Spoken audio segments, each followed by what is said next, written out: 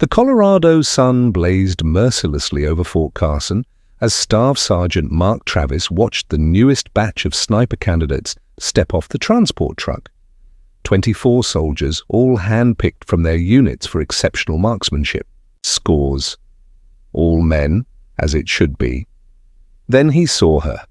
Corporal Elena Martinez shouldered her duffel bag with the same practiced efficiency as the others, but Travis's jaw tightened.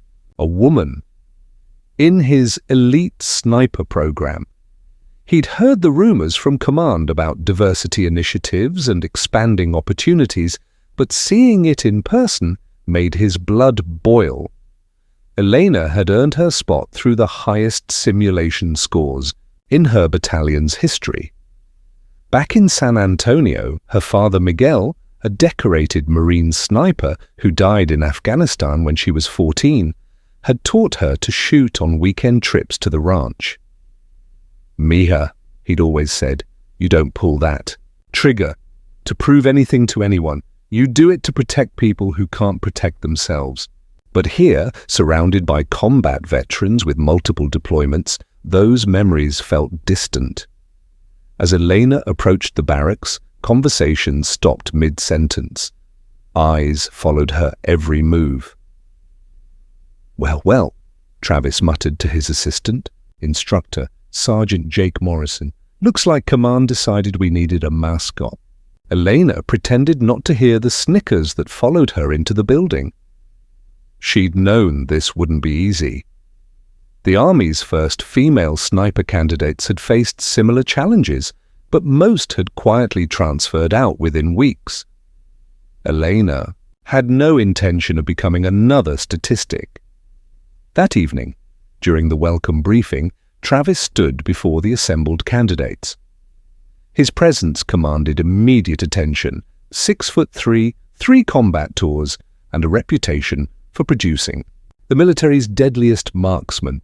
"Gentlemen," he began, his eyes deliberately avoiding Eleanor, "you're here because someone believes you have what it takes to become an elite sniper. I'm here to prove them wrong." Travis paced in front of the group like a predator. "This program has a 90% failure rate. Most of you will wash out within the first month. The rest will break during field exercises." His gaze finally landed on Eleanor. "Some of you? Well, let's just say certain people don't belong in combat roles, no matter what the politicians in Washington decide." Elena felt every eye in the room turn toward her. Her cheeks burned, but she kept her expression neutral. She'd learned early that reacting only gave bullies more ammunition. "Training begins at 500 tomorrow," Travis continued. "We'll start with weapons familiarization and basic marksmanship. I expect perfection from everyone capable of achieving it." After dismissal, Elena found herself walking alone to the barracks. Behind her, she caught fragments of conversation. "Can't believe they're letting women in." "This isn't some equal opportunity poster, gonna get us all killed." In her assigned room, Elena unpacked methodically. At the bottom of her duffel bag was a small frame containing a photograph of her father in dress blues, the same steady eyes she saw in the mirror every morning. Next to it was his final letter, written just before his last deployment. "Eleanor, by the time you read this, you'll be old enough to understand what I'm about to tell you. Being a warrior isn't about being the strongest or the loudest.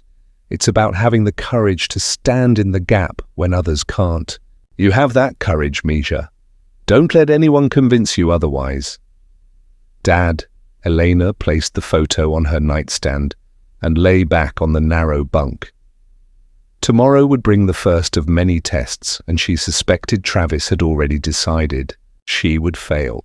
But Elena Martinez hadn't come this far to give up at the first sign of hostility. Outside her window, she could hear other candidates laughing and bonding over shared experiences from their units. She was an outsider here, unwelcome and unwanted, but she'd been an outsider before, the only girl on her high school shooting team, the only female in her military police unit, the only woman in advanced infantry training. Each time, she'd proven herself through performance, not politics.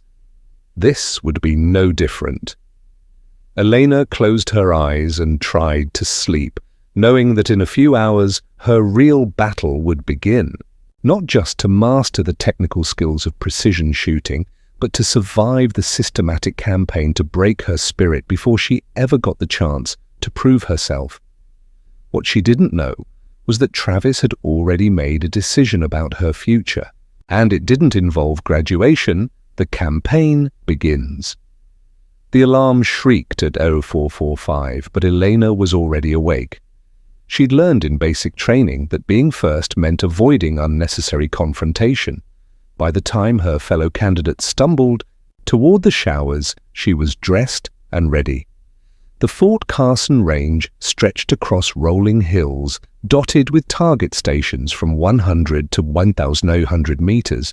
Elena shouldered her assigned rifle, a precision-built M24 sniper weapon system, and joined the formation. 24 soldiers in perfect lines, but she might as well have been standing alone on Mars. "Listen up," Travis barked, striding to the front of the group.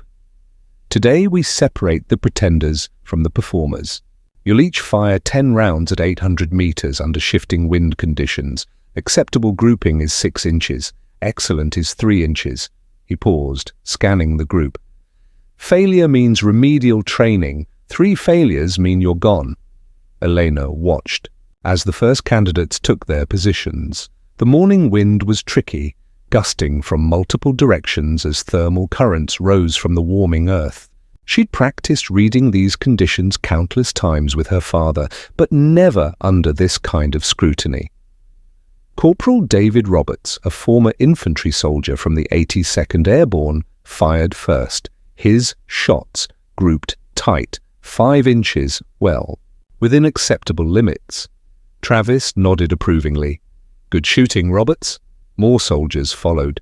Most performed adequately, a few exceptionally. Then Travis called a name. "Martinez, let's see what all those high simulation scores were worth."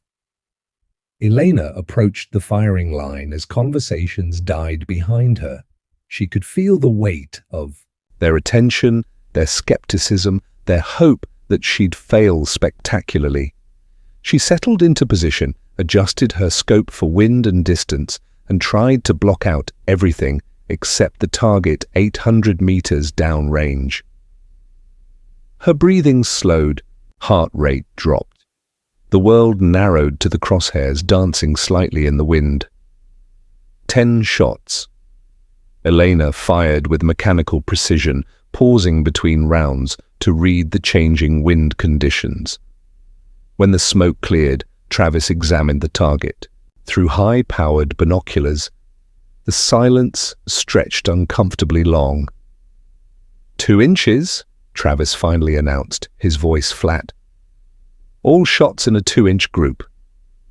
Murmurs rippled through the formation. 2 inches was exceptional by any standard, better than most combat veterans achieved on their best days. But instead of acknowledgement, Travis turned back to the group. "Beginner's luck happens. Don't let one good day fool you into thinking you belong here." Elena felt the dismissal like a slap. She'd outperformed 90% of the candidates, yet Travis treated her success as an accident. Behind her, she heard Corporal James Parker whisper to another soldier, "Maybe she's actually good at this." The response was quieter. Travis knows what he's doing. If he's not impressed. It's that afternoon brought classroom instruction on ballistics and environmental factors. Elena took detailed notes, asked intelligent questions, and demonstrated clear understanding of complex calculations. When Travis posed scenario-based problems to the group, she consistently provided accurate solutions. Yet somehow, her answers were never quite right in Travis's estimation. "Martinez," he said, after she'd correctly calculated a difficult windage adjustment. "You got the math right, but you missed the practical application. In combat, hesitation kills. You spent too long thinking." Elena bit back her response. She'd answered faster than most, but Travis seemed determined to find fault regardless of her performance. After class, she found herself walking alone to the mess hall. The other candidates had naturally formed groups based on shared backgrounds. 82nd, Airborne Guys, Rangers, Marines. Elena had served in military police, a respectable but decidedly different culture. She sat at an empty table with her meal tray, reviewing the day's notes. Across the cafeteria, she could see Travis holding court with several instructors, occasionally glancing in her direction. Their expressions weren't encouraging. "Mind if I sit?" Elena looked up to see Sergeant Lisa Chen, one of the few female instructors on base. Chen taught advanced combat medicine but wasn't part of the sniper program. "Please," Elena said, grateful for any friendly face. Chen settled into the plastic chair. "How's the program treating you?" Elena considered her words carefully. Complaining wouldn't help, but Chen seemed genuinely interested. "It's challenging. The technical aspects are manageable, but the politics are harder than the physics." Elena nodded. Chen had clearly been through similar experiences. "Word of advice," Chen said quietly, leaning forward. "Document everything. Times, dates, witnesses. If someone's trying to railroad you, the best defense is an accurate record." Elena felt a chill. "You think that's what's happening?" Chen glanced toward Travis's table, then back. "I think some people believe this program is their personal kingdom, and kingdoms don't like democracy." That evening, Elena started a detailed journal. She recorded training scores, noted conversations, and documented every interaction with instructors. She had no idea how prophetic Chen's advice would prove to be. Outside her window, she could hear other candidates laughing and sharing stories from their deployments. She was still the outsider, still unwelcome. But for the first time since arriving, Elena felt like she had an ally and a plan. Travis might control the training environment, but Elena was about to discover that preparation and persistence could overcome even systematic prejudice. She just had to survive long enough to prove it. Systematic sabotage. 3 weeks into the program, Elena's performance remained exceptional, and Travis's frustration was becoming obvious. During morning inspections, he'd find microscopic flaws in her equipment that he'd overlook in others. Her rifle scope would mysteriously need recalibration after working perfectly the day before. Her assigned shooting times coincided with the "Worst wind conditions, Martinez!" Travis called out during a precision shooting exercise. "Your rifle's off target. Take it to the armory and get it re-zeroed." Elena examined her weapon. The scope settings were identical to yesterday, when she'd achieved perfect scores. "Sergeant, the rifle was properly zeroed yesterday. These settings—" "Are you questioning my judgment, Corporal?" The range went dead silent. Elena felt every eye on her, measuring her response. Military hierarchy was absolute. Questioning a superior's orders was insubordination regardless of the circumstances. "No, Sergeant. I'll get it re-zeroed." By the time Elena returned from the armory, the exercise was over. Her score was recorded as incomplete, a failure that would count against her overall rating. The pattern continued daily. Equipment malfunctions that affected only her, training schedules that seemed designed to disadvantage her, critical information, shared with everyone except her. But Elena wasn't helpless. Following Sergeant Chen's advice, she documented everything in her journal. More importantly, she began arriving earlier and staying later than anyone else, using the extra time to perfect her skills beyond any reasonable criticism. Her salvation came from an unexpected source. Corporal Michael Johnson, a quiet soldier from the 10th Mountain Division who rarely spoke during group discussions. Elena first noticed him during a night shooting exercise when Travis assigned her the oldest, most unreliable night vision equipment.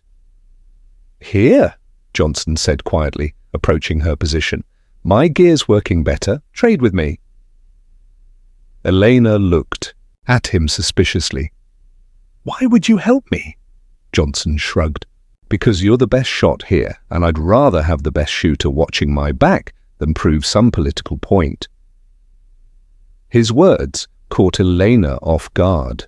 In a program where she'd been treated as a diversity hire and social experiment, Johnson was the first person to acknowledge her abilities without qualification. "Besides," he added with a slight smile, "my sister's a Marine. She'd kick my teeth in if I let some good old boys run off the best marksman in the class. Just because she's female." Elena accepted the equipment trade, and her night scores were predictably exceptional. But more important than the technical success was the psychological victory. She wasn't completely alone. Johnson's support became more apparent over the following days. When Travis assigned impossible scenario questions designed to make Elena stumble, Johnson would quietly share tactical insights from his deployment experience. When equipment mysteriously malfunctioned, he'd offer perfectly reasonable solutions. Travis noticed the alliance and didn't like it. "Johnson," he announced during the next morning formation, "you're being reassigned to Alpha Team for field exercises." Elena felt her stomach drop. Alpha Team trained on the opposite side of the complex, effectively separating her from her only. Ali Johnson stepped forward. "Sergeant, I request to remain with my current team. We've developed effective communication protocols. Your request is denied. Orders are orders, Corporal." As Johnson gathered his gear, he passed close to Elena. "Keep your head down," he whispered. "And remember, your scores speak louder than his politics." With Johnson gone, Travis's campaign intensified. During a critical stalking exercise, Elena was paired with Corporal Brandon Hayes, a soldier who made no secret of his belief that women didn't belong in combat roles. "Great," Hayes muttered as they prepared for the 2-mile approach to their target. "I get stuck with the diversity hire." Elena ignored the comment and studied the terrain map. The exercise required them to approach an observation post undetected and maintain a concealed position for 4 hours while recording simulated enemy activity. Success required perfect coordination and mutual trust. "I suggest we take the creek bed approach," Elena said, pointing to the route on the map. "Better concealment and natural sound masking." Hayes barely glanced at her suggestion. "We're taking the ridgeliner, more direct. The ridge leaves us exposed for at least 800 meters. The observers will spot us. Look, sweetheart, I've been doing this since before you learned to shoot. We're taking my route." Elena bit back her response. Hayes outranked her by time in service, and arguing would only reinforce Travis's narrative about her being difficult to work with. The exercise went exactly as Elena had predicted. They were spotted within an hour and eliminated from the test. As they walked back to the assembly point, Hayes made sure his voice carried to other teams. "Some people just aren't cut out for field work," he announced. "Takes more than range time to be a real sniper." Elena walked in silence, but inside she burned with frustration. She'd known the correct approach, had tried to voice it professionally, and been ignored. Now Hayes was using their failure, his failure, as evidence of her inadequacy. That evening, she found an unsigned note slipped under her door. "Save everyone the embarrassment. Request transfer before you get someone killed." Elena stared at the paper for a long moment, then carefully folded it and placed it in her footlocker next to her father's letter. Someone wanted her to believe she was isolated and unwelcome. But Elena had noticed something they probably hadn't. During live fire exercises, when pressure mounted and concentration wavered, her performance actually improved, while others declined. Under stress, she didn't break. She got stronger. Travis might control the training environment and turn her teammates against her, but he couldn't control her trigger finger or her determination. And Elena was beginning to understand that this program wasn't just about becoming a sniper. It was about surviving a systematic campaign designed to break her spirit. But Elena Martinez had been fighting uphill battles her entire life. She wasn't about to surrender now. Week 6 brought the announcement everyone had been waiting for: team selections for the final field exercise in the Utah desert. This was the program's ultimate test, a week-long mission simulation with live ammunition, real consequences, and minimal instructor oversight. Elena knew her fate was sealed when Travis posted the team assignments. While top performers were grouped together to maximize their chances of success, Elena found herself assigned to Team Delta with the program's most problematic candidates: Hayes, who'd already sabotaged one exercise; Murphy, who consistently scored in the bottom 10%; and Williams, who'd been written up twice for insubordination. Leading Team Delta was Travis himself. "Congratulations, Martinez," Travis said privately after the assignments were posted. "You wanted equal treatment? Now you'll get it. No safety nets, no special consideration, no excuses." Elena understood the trap immediately. Travis had assembled a team designed to fail, with her as the convenient scapegoat. When Team Delta performed poorly, he'd have evidence that women couldn't handle the pressure of elite operations. That evening, Elena sat in the empty mess hall reviewing topographical maps of the Utah training area. The desert stretched across 20 square miles of unforgiving terrain, perfect for breaking soldiers who weren't ready for the reality of combat operations. Studying hard, Elena looked up to see Johnson approaching with 2 cups of coffee. He'd been reassigned to Alpha Team but had made a point of staying in contact despite Travis's obvious disapproval. "Trying to," Elena replied, accepting the coffee gratefully. "Though I suspect it won't matter much." Johnson studied the team assignments posted on the nearby bulletin board. "Travis stacked the deck against you, I noticed. You know what this means?" Elena nodded grimly. "It means I'm on my own out there, with teammates who either can't or won't support the mission." Johnson sat across from her, lowering his voice. "My sister told me something before I deployed to Afghanistan. She said the military doesn't want women to succeed. It wants them to fail quietly, so it can claim it gave them a fair chance." Eleanor felt a chill of recognition. That was exactly what was happening. "But here's the thing," Johnson continued. "Sometimes the best way to beat a rigged game is to play it so well that nobody can argue with the results." He pulled a folded paper from his pocket. "Memorize this. Radio frequencies that aren't on the official list. Emergency protocols they don't teach in the program. My unit used them in Afghanistan when everything went sideways." Elena studied the information. "Why are you helping me?" "Because you're better than any of us, and we all know it. Even Travis knows it. That's why he's trying so hard to get rid of you." 2 days later, the teams loaded into helicopters for transport to the Utah desert. Elena sat with Team Delta, watching Hayes clean his weapon with aggressive efficiency, while Murphy stared nervously out the window. Williams slept, apparently unconcerned about the week-long exercise that would determine their graduation. Travis sat across from her, his expression unreadable. But Elena caught him studying her with an intensity that made her skin crawl.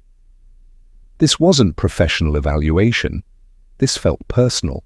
"Remember, Martinez," he said over the rotor noise, "real combat isn't like the range. When bullets start flying and people start dying, we'll see what you're really made of." Elena met his gaze steadily. "Yes, Sergeant, we will." The helicopters touched down in a cloud of desert dust. As teams dispersed to their assigned sectors, Elena caught Johnson's eye across the landing zone. He tapped his radio twice, their agreed signal that he'd be monitoring emergency frequencies. Elena shouldered her pack and followed Team Delta into the desert, knowing that the next 7 days would determine not just her graduation, but possibly her survival. Travis had created the perfect scenario to destroy her career, but Elena was beginning to understand something he hadn't considered. Sometimes a person's greatest strength emerges only when they're pushed beyond their breaking point. The sun was setting behind the canyon walls, casting long shadows across the desert floor. Somewhere in this wilderness, Elena would either prove herself worthy of the sniper designation or become another casualty of systematic discrimination. But as she checked her rifle one final time and adjusted her pack, Elena felt something she hadn't experienced since arriving at Fort Carson: calm certainty. Travis had pushed her into a corner, isolated her from support, and loaded the dice against her success. What he didn't understand was that cornered animals often fought the hardest desert revelation. 18 hours into the Utah exercise, Team Delta was already falling apart. Murphy had developed severe dehydration despite Elena's repeated warnings about water discipline.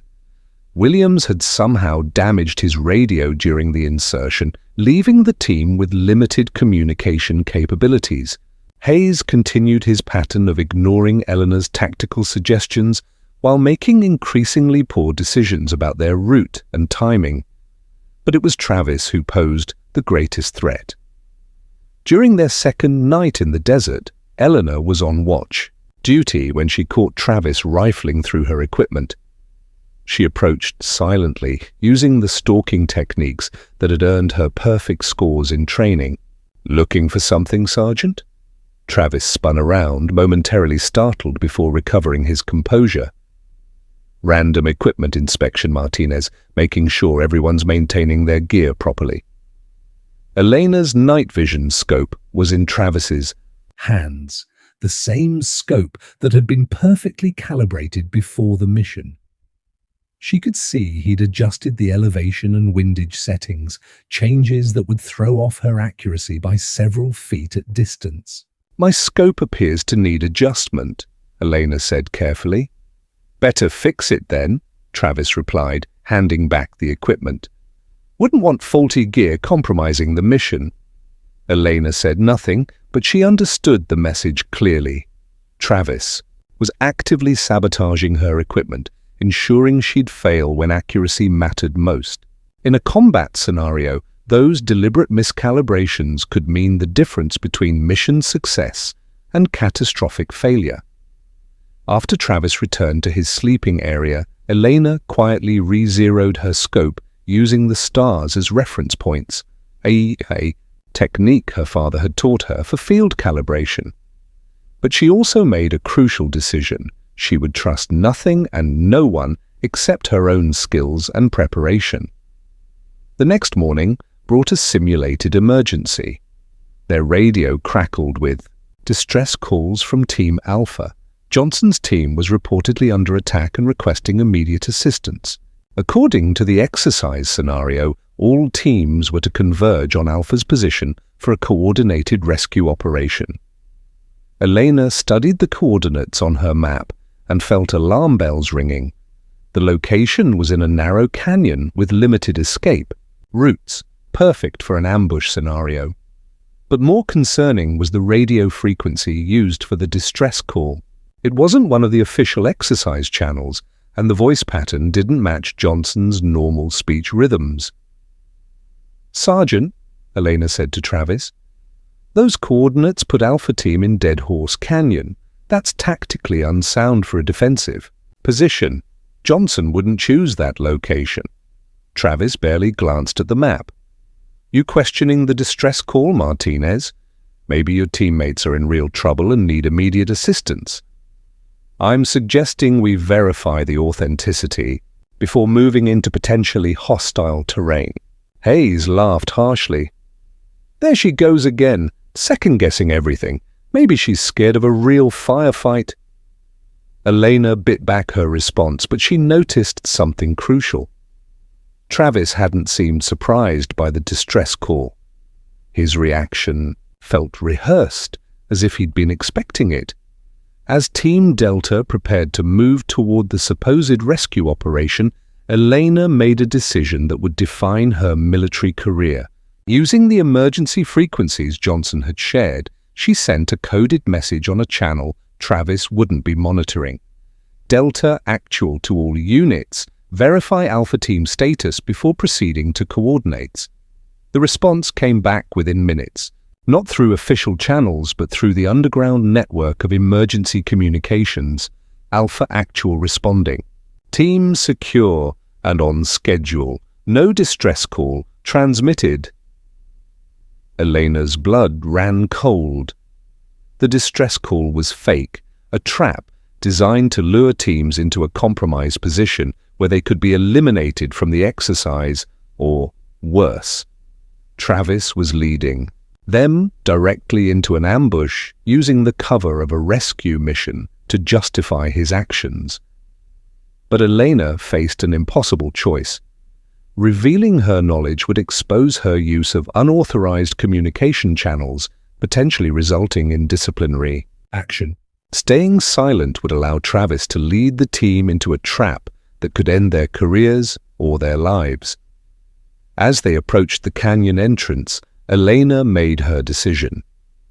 She keyed her official radio and spoke clearly. Delta Actual, I have movement on the ridgeline, a possible hostile observation post. It was a lie designed to stop their advance, but Elena had spotted something real. The glint of sunlight off optical equipment positioned exactly where ambush observers would be stationed. Travis stopped the team and raised his binoculars. For several tense minutes, he scanned the ridgeline. Elena held her breath, knowing that her fabricated warning might be the only thing standing between Team Delta and disaster. I don't see anything, Martinez, Travis finally said. You sure about that movement? Elena pointed to a specific location where the terrain would naturally conceal an observation post. Thermal signature at bearing 270, approximately 400 meters, intermittent but consistent with human presence. She was betting everything on her ability to read terrain and Travis's unwillingness to risk exposure if she was right. After another long moment, Travis made the call that confirmed Elena's suspicions. All teams hold position, possible hostile observation compromising approach route. Within minutes, exercise controllers confirmed the presence of opposition forces exactly where Eleanor had indicated. The fake distress call was exposed as part of the training scenario designed to test teams' ability to distinguish between genuine emergencies and tactical deception. But Elena knew the truth was more complex. Travis hadn't been testing Team Delta's judgment. He'd been using the exercise to eliminate her from the program by placing her in an impossible situation. Her quick thinking and tactical awareness had not only saved the mission, but exposed his manipulation. That evening, as they established their night defensive position, Travis approached Elena's fighting position. His expression was no longer contemptuous, it was dangerous. Interesting call today, Martinez, he said quietly. Almost like you knew something the rest of us didn't. Elena met his gaze steadily. Just reading the terrain, Sergeant. The way my father taught me. Travis studied her for a long moment. Your father teach you anything else? He taught me that a real soldier protects the mission and the team, even when it's not convenient. The message was clear. Elena knew exactly what Travis was trying to do, and she wasn't going to let him get away with it. As Travis walked away, Elena realized she'd crossed a line. This was no longer about graduation or proving herself worthy of the sniper designation. This had become a war of wills between a decorated instructor determined to maintain his vision of military hierarchy and a young soldier who refused to accept that her gender disqualified her from serving at the highest levels. But Elena had one advantage Travis hadn't counted on. She was fighting for more than just herself. She was fighting for every woman who would come after her, every daughter who would dream of serving her country without limitation, every soldier who would benefit from having the best marksman watching their back, regardless of what that marksman looked like. The desert stretched endlessly around them, indifferent to human conflict. But somewhere in that wilderness, Elena Martinez was about to discover exactly what she was willing to sacrifice to prove that courage, skill, and dedication didn't depend on gender. The trap springs. Day 5 in the Utah desert brought news that changed everything. Elena was cleaning her rifle when their radio crackled with an urgent transmission from exercise control. All teams, code read, "Live, hostile forces have breached the training perimeter. Repeat, this is not a drill." Elena felt her blood go cold. Live hostiles meant real enemies with real weapons, not the simulated opposition they'd been training against. The exercise had just become a combat mission. Travis grabbed his radio. "Control, this is Delta Actual, requesting immediate extraction." "Negative, Delta Actual. Extract zones are compromised. All teams proceed to designated rally points. And await further instructions. Use extreme caution. Hostiles are armed and considered dangerous." Elena studied her map, identifying the assigned rally point 2 miles north through difficult terrain. But something felt wrong about the timing. 5 days into the exercise, when teams were isolated and vulnerable, real enemies had somehow penetrated a secure military training area. Her suspicions deepened when she noticed Travis's reaction to the emergency. Instead of surprise or concern, he seemed almost prepared. "Listen up," Travis announced to Team Delta. "We move fast and light to the rally point. Murphy, you're with Williams on point. Hayes, rear security. Martinez, you stay in the middle where you can't cause problems." Elena bit back her objection. In hostile territory, placing the team's best marksman in the center column was tactically unsound. She should be in overwatch position where she could engage threats at distance. But Travis's positioning would limit her ability to influence the team's survival. As they moved through the canyon system, Elena noticed irregularities in their route. Instead of taking concealed approaches that would minimize exposure, Travis was leading them along paths that would make them visible to anyone watching from the surrounding ridges. 2 hours into the movement, her worst fears were confirmed. The first shot cracked from the canyon wall above them, sending rock fragments spraying across the narrow path. Elena hit the ground automatically, her training overriding everything else. But as she scanned for the source, she realized something was terribly wrong. The shot had come from a position with clear line of sight to their entire formation, but it had deliberately missed. A competent sniper could have eliminated the entire team with that first shot. Instead, someone was herding them. "Contact left!" Hayes screamed, returning blind fire toward the ridgeline. More shots followed, but Elena noticed they were carefully placed to drive Team Delta toward a specific location, a natural choke point where the canyon narrowed to less than 50 meters. "Wide! Sergeant," Elena called to Travis. "We're being channeled. They want us to move toward that bottleneck." Travis ignored her warning. "Move! Move! Move! Rally point is just ahead." But Elena could see the tactical situation clearly.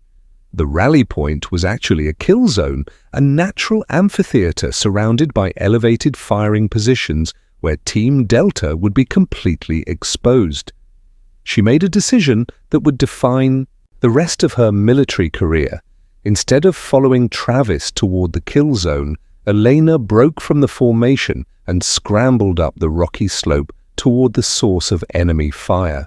If she could reach an elevated position, she might be able to engage the hostiles and provide cover for her team's escape. "Martinez!" Travis shouted.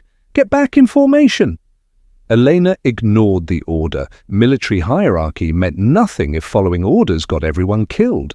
She'd spotted the enemy sniper's position, approximately 300 meters up the canyon wall, partially concealed behind natural rock formations. Using every stalking technique she'd mastered, Elena approached the hostile position. Her heart hammered against her ribs, but her hands remained steady. This wasn't a training exercise anymore. Real bullets, real consequences, real lives hanging in the balance. Through her scope, she could see the enemy sniper adjusting his position for another shot at her teammates below.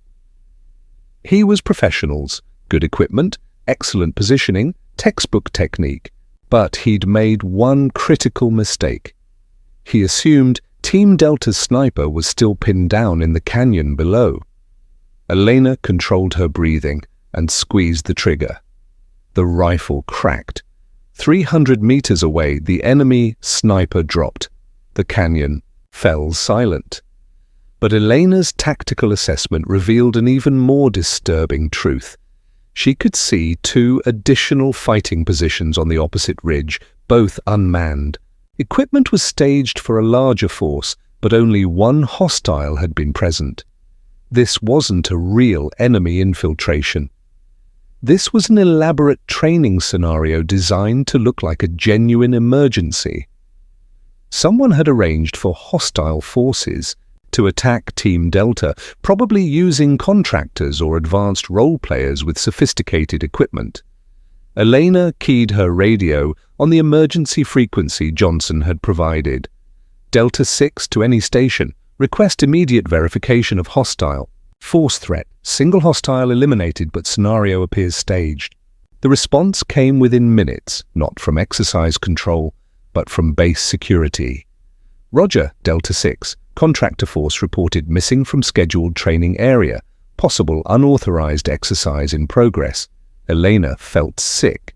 Someone had arranged for her team to face live hostile fire without proper authorization or safety protocols. This wasn't training.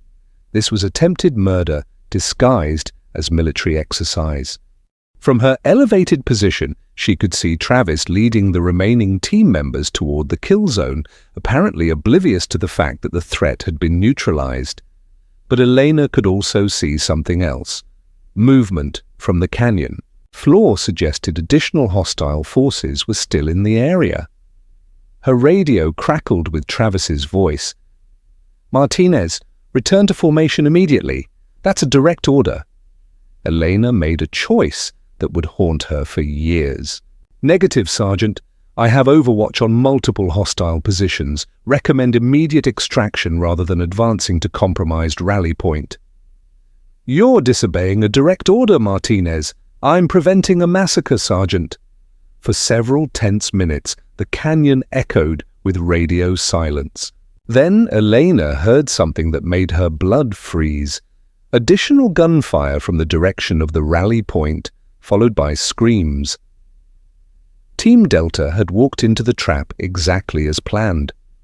But Elena was no longer in position to help them. She was alone on a mountainside, having disobeyed direct orders to prevent what might have been a catastrophic ambush. Elena realized with crystal clarity that regardless of what happened next, her military career was probably over. Travis would report her insubordination, and court-martial proceedings would focus on her failure to follow orders rather than the circumstances that made those orders suicidal. But as she monitored radio traffic and tried to coordinate a rescue for her trapped teammates, Elena understood something more important than career advancement. Sometimes doing the right thing required sacrificing everything else. Her father's voice echoed in her memory. "You shoot to protect people who can't protect themselves, even when those people were determined to destroy you." Truth revealed. The rescue helicopters arrived 30 minutes after Elena's emergency transmission, their rotors thundering across the canyon walls like mechanical angels. Elena watched from her overwatch position as medics loaded Hayes onto a stretcher He'd taken shrapnel to his leg, but would survive. Murphy and Williams were shaken, but uninjured.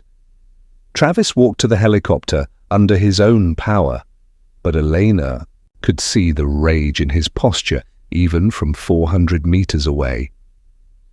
2 hours later, Eleanor found herself sitting across from Colonel Rebecca Hayes, commander of the training division, in a sterile conference room back at Fort Carson. Also present were the base legal officer, a criminal investigator, and surprisingly, Sergeant Chen, the instructor, who'd advised Elena to document everything. "Corporal Martinez," Colonel Hayes began, "you're facing serious charges, disobeying direct orders in a combat situation is court-martial offense.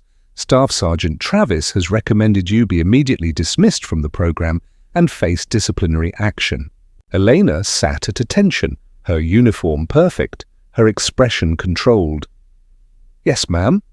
"However," the colonel continued, "there are some irregularities in this case that require clarification." She opened a thick file folder. "According to exercise protocols, no live hostile forces were authorized for this training cycle, yet you engaged and eliminated what appeared to be a genuine threat." Elena's heart hammered, but she kept her voice steady. "Yes, ma'am. The hostile was armed with live ammunition and targeting my team." "The contractor you shot was using simulation rounds, Corporal, modified ammunition designed for training scenarios." Elena felt the world tilt. "Ma'am, with respect, I observed muzzle flash and heard supersonic cracks consistent with live ammunition." Colonel Hayes consulted her notes. "The investigation team found evidence of both simulation and live rounds at the scene. Someone had apparently modified the exercise parameters without authorization." The legal officer leaned forward. "Corporal Martinez, did Staff Sergeant Travis have advanced knowledge of this hostile scenario?" Elena chose her words carefully. "Ma'am, his reaction to the initial contact seemed prepared, as if he was expecting hostile contact." "Elaborate." "In my assessment, Sergeant Travis was leading the team toward tactically unsound positions that would maximize our exposure to enemy fire. When I warned about the apparent trap, he ignored the warning and continued toward what I identified as a kill zone." Colonel Hayes made notes. "Your official report states you disobeyed direct orders to engage the hostile force." "Yes, ma'am. I assessed that following orders would result in catastrophic casualties to my team." "That's not your decision to make, Corporal," the legal officer said sharply. "Military discipline requires—" "Actually," Sergeant Chen interrupted, "let's examine what Corporal Martinez documented during her training." Chen produced Elena's detailed journal, the record of equipment sabotage, deliberate misinformation, and systematic harassment she'd endured for months. According to these notes, Staff Sergeant Travis had been conducting what appears to be a campaign of retaliation against Corporal Martinez since her arrival. Equipment tampering, unfair performance evaluations, dangerous team assignments. No, Hayes studied the journal entries. "These are serious allegations, Corporal. Why didn't you report them through proper channels?"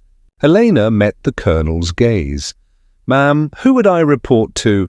Sergeant Travis is the senior instructor, his word against mine, and I'm the only woman in the program." The room fell silent.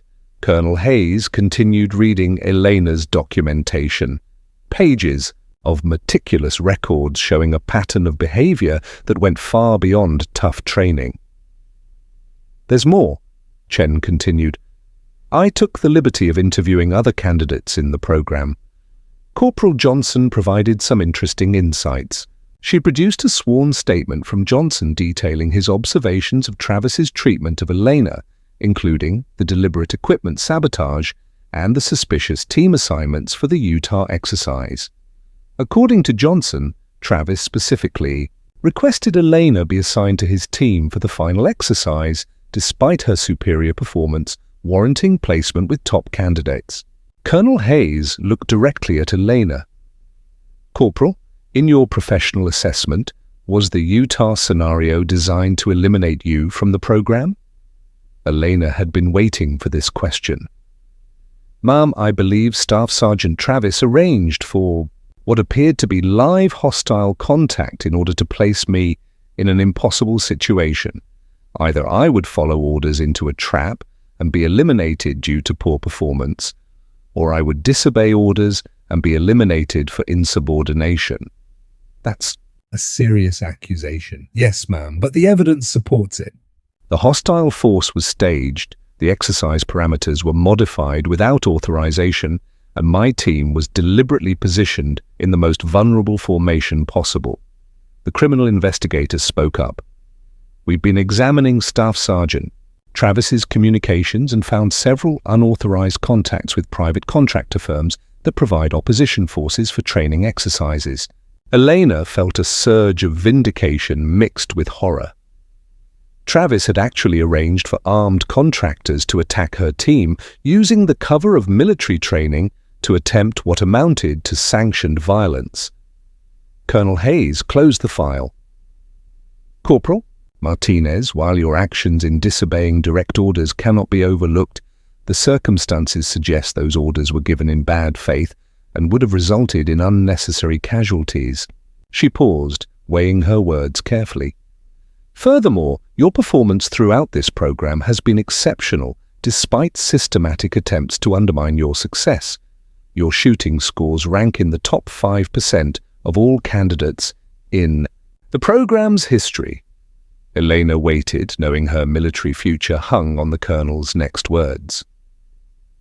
Therefore, I'm recommending you be retained in the program and advanced to the final graduation phase. Staff Sergeant Travis is being relieved of his instructor duties, pending a full investigation into his conduct. Elena felt a wave of relief so powerful she nearly swayed in her chair.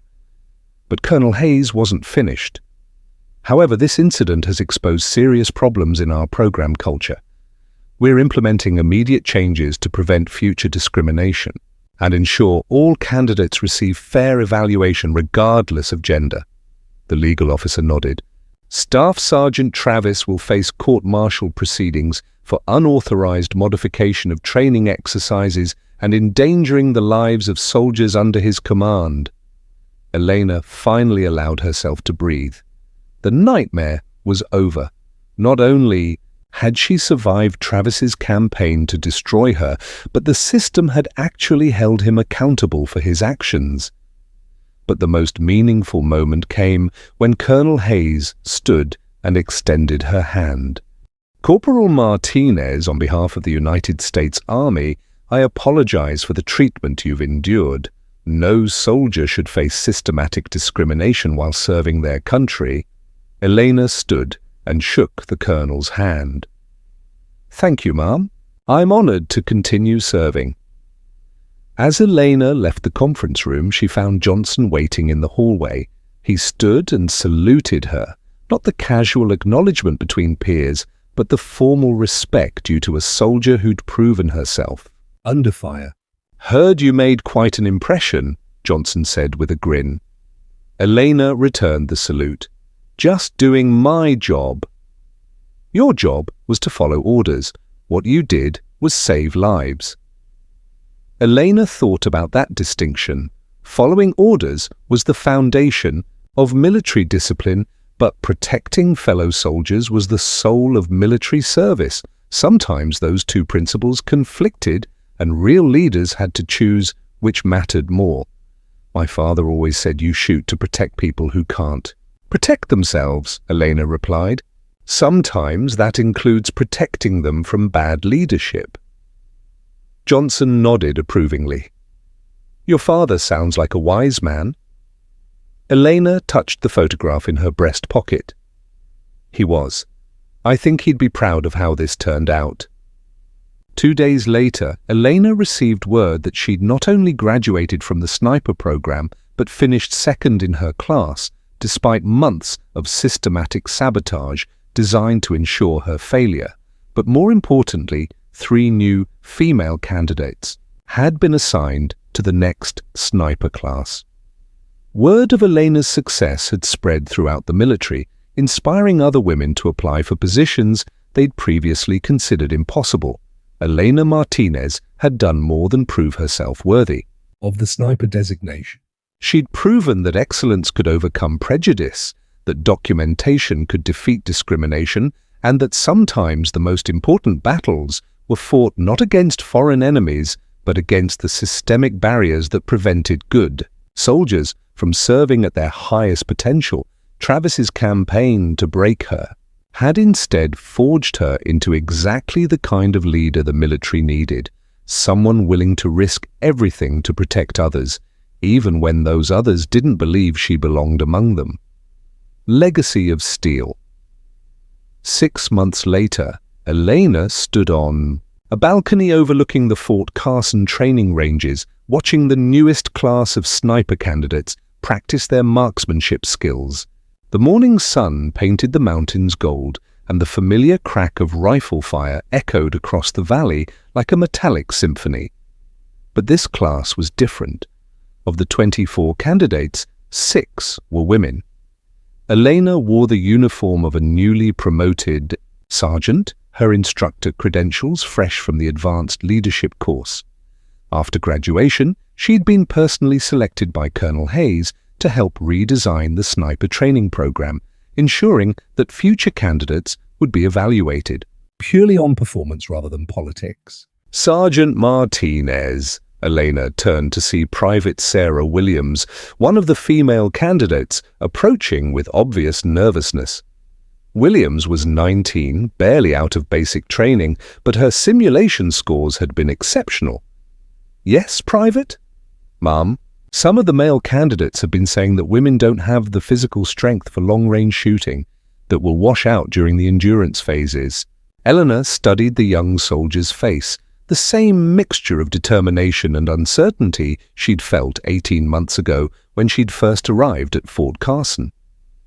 But Williams had advantages Eleanor hadn't: official support, documented policies against discrimination, and instructors who were required to evaluate candidates fairly.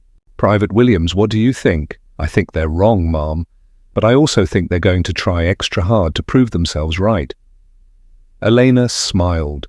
Williams was already thinking tactically, anticipating challenges and preparing countermeasures. "You're probably correct on both counts. So what are you going to do about it?" "Outshoot them, ma'am. Make it impossible for anyone to question whether I belong here." "Good answer. But remember, you don't have to be perfect to be worthy. You just have to be better than you were yesterday." Williams nodded and jogged back toward the firing line, where the day's exercises were beginning. Elena watched her go, recognizing the same determined stride she'd seen in her own reflection all those months ago. "She reminds me of someone I know." Elena turned to see Johnson approaching. He'd graduated second in their class and was now serving with an elite special operations unit, but he'd made a point of visiting whenever he was stateside. "Think she'll make it?" Elena asked. "With you as an instructor, she'd better. You've set the standard pretty high." Elena laughed. The program's success rate had actually improved since the policy changes were implemented. Turns out that fair evaluation and supportive instruction produced better soldiers than systematic harassment and discrimination. "Any word on Travis?" Johnson asked. Elena's expression sobered. "Court-martial concluded last month. Dismissed from service, loss of rank and pension. The investigation found evidence of similar behavior toward other female soldiers in previous assignments. Good riddance." Elena nodded, but she felt no satisfaction in Travis's downfall. His actions had nearly destroyed her career and endangered the lives of soldiers under his command. Justice was appropriate, but it couldn't undo the damage he'd caused to others who hadn't been as fortunate as Elena. "There's something else," Johnson continued. "My unit's been tasked with a mission in Syria. High-value target elimination, minimal collateral damage, tolerance." Elena understood immediately. "You're requesting sniper support. I'm requesting you specifically." Colonel says if you're interested, the assignment is yours." Elena felt her pulse quicken. This was what she'd trained for, not the politics and prejudice of proving herself worthy, but the actual mission of protecting people who couldn't protect themselves. "When do we deploy?" 2 weeks, but... Elena! Johnson's expression grew serious. "This isn't training anymore. Real enemy, real bullets, real consequences. Are you ready for that?" Elena thought about the question. Was anyone ever truly ready to take another human life, even in service of a greater good?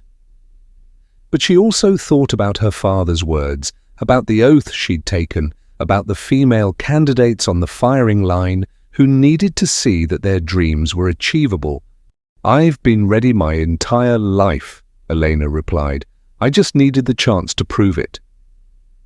3 weeks later, Elena lay prone on a rooftop in Aleppo, Syria, her rifle aimed at a compound where intelligence indicated a terrorist cell was planning chemical weapons attacks against civilian targets. The desert sun was brutal, sweat stinging her eyes despite the advanced cooling system in her tactical gear. But her hands were steady. Her breathing was controlled. Her mind was clear.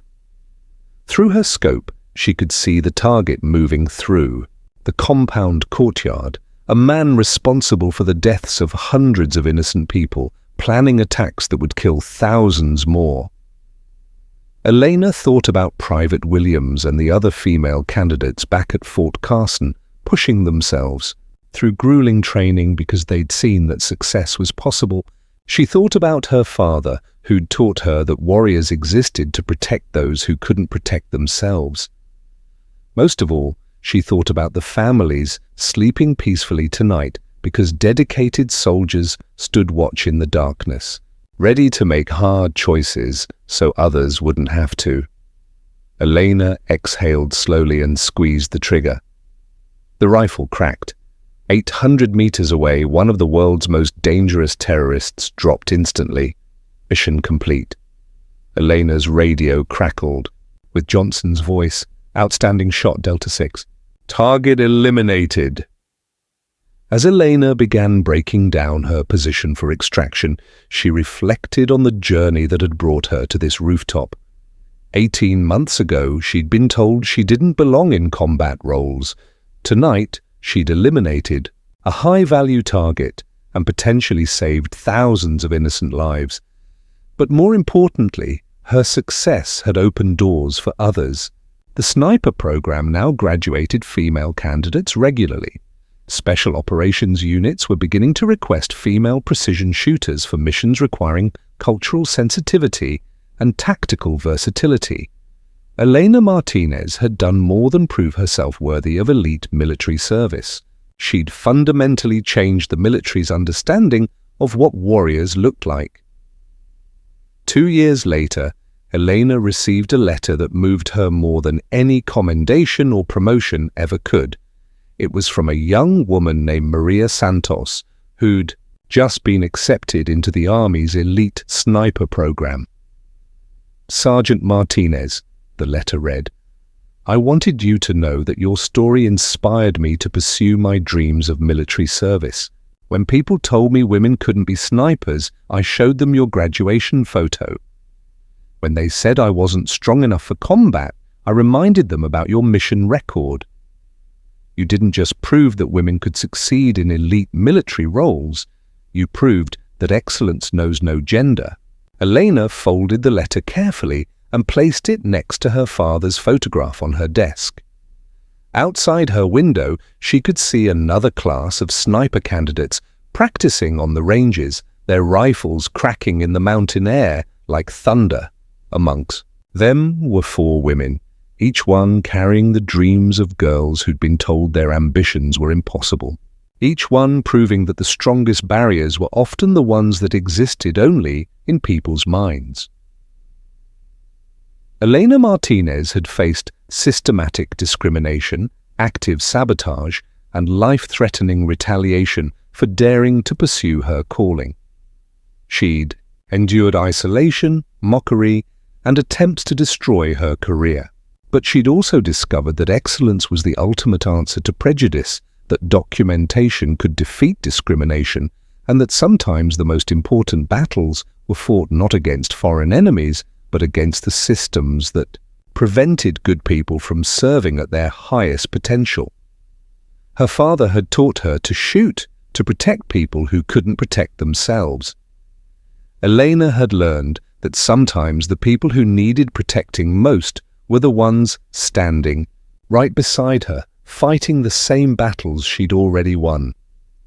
The war for acceptance was over. The mission to serve at the highest levels would continue forever. And Elena Martinez was exactly where she'd always belonged, in the fight, leading from the front, showing the world what a true warrior looked like. If you enjoyed this story, don't forget to hit the subscribe button and become a part of our Everyday Life Stories community. Where are you watching from? Drop a comment below. We love hearing from our amazing viewers around the world.